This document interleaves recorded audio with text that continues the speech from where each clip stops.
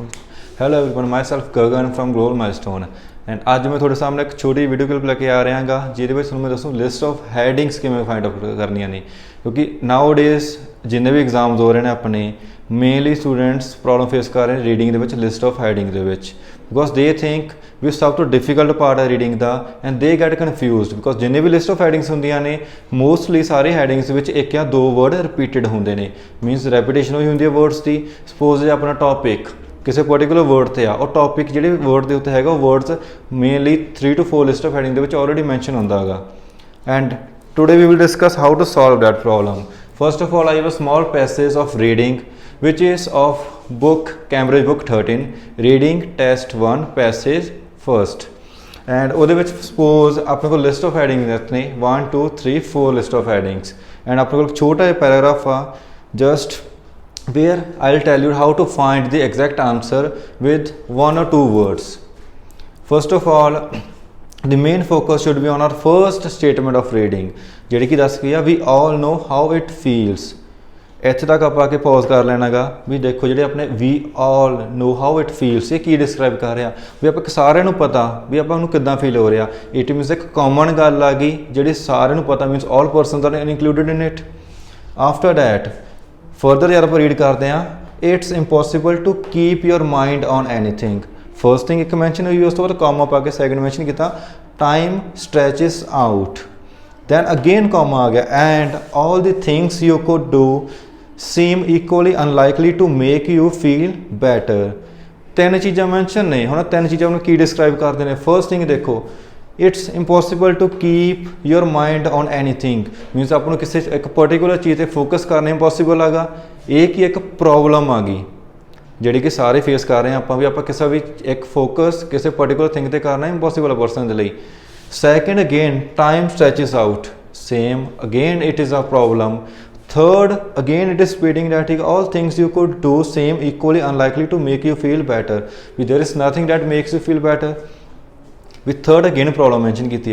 हुण all first statement and second statement जो mention किए उसमें 2 वर्ड मिल रहे हैं।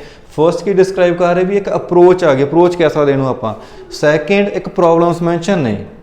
सो now we will find in all the headings भी कितने अप्रोच एंड प्रॉब्लम वर्ड आपको मिल रहा है। Suppose we are starting from last a potential danger arising from boredom. As we all know that आपको कितने पोटेंशियल वर्ड नहीं मिल रहा है, डेंजर वर्ड कितों नहीं लग रहा भी कितने आपको डेंजरस सिचुएशन मैंशन की उन्होंने। आफ्टर डैट कोई अराइज हो रहा है कितों डेंजर अराइज कितों भी नहीं हो रहा, किसी लाइन तो या किसी वर्ड तो आपको क्लासीफाई नहीं हो रहा भी यस ये आ सकता। सो इट मीनस अपना 5th लिस्ट ऑफ हैडिंग नहीं आ सकता। Next is the productive outcomes.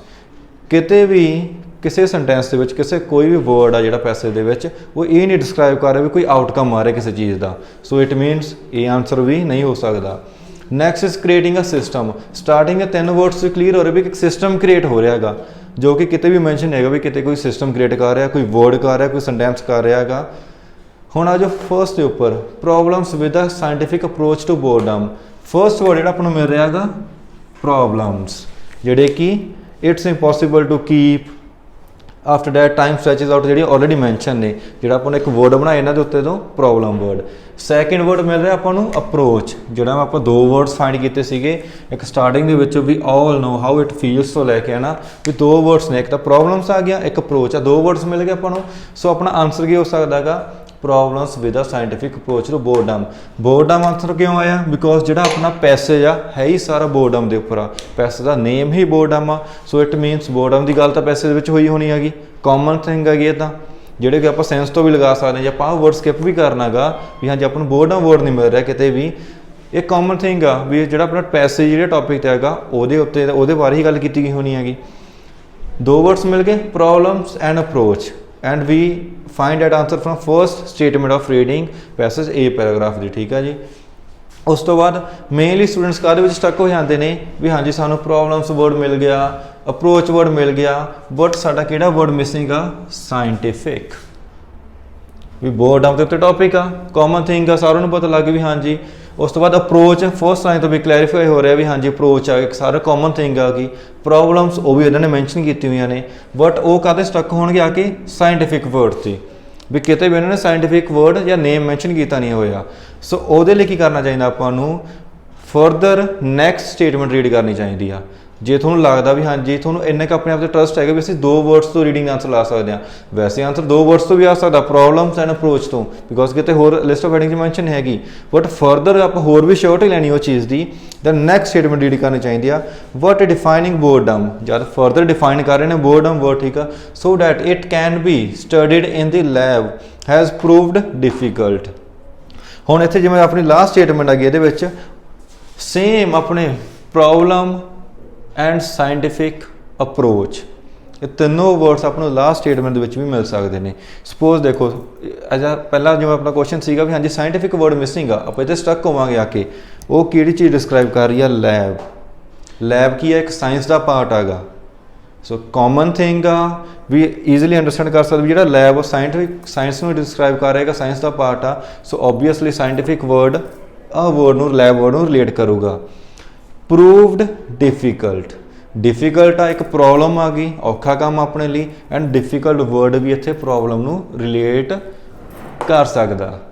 After that ਇਹ ਆ ਗਿਆ ਇੱਕ first way list of heading ਕਰਨ ਦਾ, ਇੱਕ ਨੋਰਮਲ ਵੀ ਕਹਿ ਸਕਦੇ, ਇੱਕ ਟ੍ਰਿਕ ਆ ਬੇਸਿਕਲੀ ਲਿਸਟ ਆਫ ਹੈਡਿੰਗ ਕਰਨ ਦੀ, ਜਿਹਦੇ ਵਿੱਚ ਤੁਸੀਂ ਜ਼ਿਆਦਾ ਕਨਫਿਊਜ਼ ਨਹੀਂ ਹੋ ਸਕਦੇ ਹੈਗੇ, ਬਿਕੋਜ਼ ਤੁਸੀਂ ਤੁਹਾਡੇ ਕੋਲ 2 ਵੇਜ਼ ਆ ਗਏ। ਇੱਕ ਤਾਂ ਵੀ ਫਰਸਟ ਲਾਈਨ ਦੇ ਵਿੱਚ ਜਿਹੜੇ 2 ਵਰਡਸ ਮਿਲ ਰਹੇ ਤੁਹਾਨੂੰ, 2 ਵਰਡਸ ਫਾਈਂਡ ਕਰਨੇ ਨੇ, ਉਹ 2 ਵਰਡਸ ਜਾਂ ਤਾਂ ਡਾਇਰੈਕਟਲੀ ਮੈਂਸ਼ਨ ਹੋਣਗੇ ਰੀਡਿੰਗ ਦੇ ਵਿੱਚ ਫਰਸਟ ਲਾਈਨ ਦੇ ਵਿੱਚ, ਜਾਂ ਤੁਹਾਨੂੰ ਉਹਦਾ ਜਿਹੜੀ ਫਰਸਟ ਸਟੇਟਮੈਂਟ ਉਹਦਾ ਮੀਨਿੰਗ ਫਾਈਂਡ ਕਰਨਾ ਪੈਣਾਗਾ।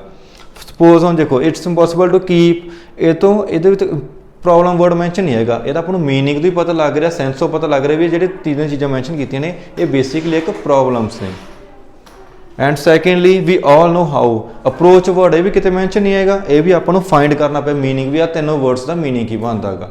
ਸੋ that's a small way to do list of headings, and further ਜਿਹਨੇ ਲਿਸਟ ਆਫ ਹੈਡਿੰਗਸ ਨੇ ਸੇਮ ਵੇ ਦੇ ਵਿੱਚ ਤੁਸੀਂ ਫਾਈਂਡ ਕਰੋਗੇ, ਈਜ਼ੀ ਵੀ ਆ, less time consuming, and mainly ਜ਼ਿਆਦਾ ਤੋਂ ਜ਼ਿਆਦਾ ਹਾਰਡਲੀ 1 ਜਾਂ 2 ਮਿੰਟ ਕੰਜ਼ਿਊਮ ਕਰਦੇ ਨੇ, ਨਾਟ ਮੋਰ ਦੈਨ ਡੈਟ। ਸੋ ਮੈਂ ਇਹੀ ਐਡਵਾਈਸ ਕਰੂੰਗਾ ਵੀ ਤੁਸੀਂ ਸੇਮ ਇਹੀ ਪੈਟਰਨ ਫੋਲੋ ਕਰੋ। ਐਂਡ ਇਫ ਯੂ ਥਿੰਕ ਤੁਹਾਨੂੰ ਸਟਿਲ ਪ੍ਰੋਬਲਮ ਆ ਗਈ ਤਾਂ ਯੂ ਮਸਟ ਵਿਜ਼ਿਟ ਅਸ, ਸਾਡੀ ਗਲੋਬਲ ਮਾਈਲਸਟੋਨ ਠੀਕ ਆ ਬ੍ਰਾਂਚ ਵਿਜ਼ਿਟ ਕਰੋ, ਜਾਂ ਸਾਡੇ ਪੇजेस ਵਗੈਰਾ ਫੋਲੋ ਕਰੋ, ਐਂਡ ਡੇਲੀ ਉੱਥੇ ਤੁਸੀਂ ਕਮੈਂਟਸ ਵੀ ਕਰ ਸਕਦੇ ਹੋ ਵੀ ਹਾਂਜੀ ਸਾਨੂੰ ਪਰਟੀਕੂਲਰ ਆਹ ਕੁਐਸਚਨ ਦੇ ਵਿੱਚ ਪ੍ਰੋਬਲਮ ਆ ਗਈ, ਵੀ ਸਾਨੂੰ ਇਹਦੇ ਲਈ ਫਰਦਰ ਤੁਹਾਨੂੰ video clips more over special sessions online sessions ਵੀ ਪ੍ਰੋਵਾਈਡ ਕਰਾਂਗੇ ਅਸੀਂ।